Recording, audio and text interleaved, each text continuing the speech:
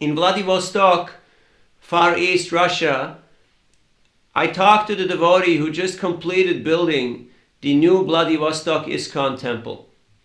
And he told me a very interesting story that he was distributing Srila Prabhupada's books in Siberia, and a man came with his young daughter on his hand, on his arm. She's holding his hand. So the girl was very attracted, and she picked up one of the books, and she wanted to have one of the books. But the father, he was not interested. So he said, "We're out of here." And he pulled the girl, and the girl started crying.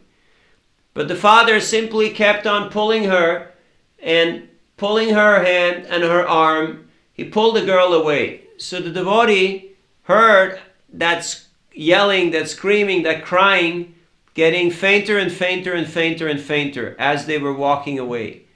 But then all of a sudden, the crying and screaming, it became louder again as they again approached. And the girl would not stop crying, and she insisted. She made such a ruckus, she made such a scene, till the father finally surrendered and bought her a book of Srila Prabhupada, which then she very happily clenched to her chest, and she started smiling with tears in her eyes, and they both walked away.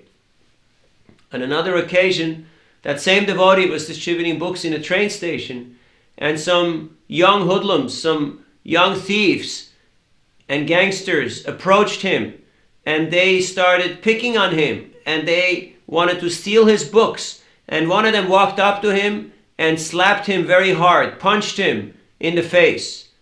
So the devotee was a little shocked, but he just turned his other side and he said, "Why don't you also hit me here on this side?"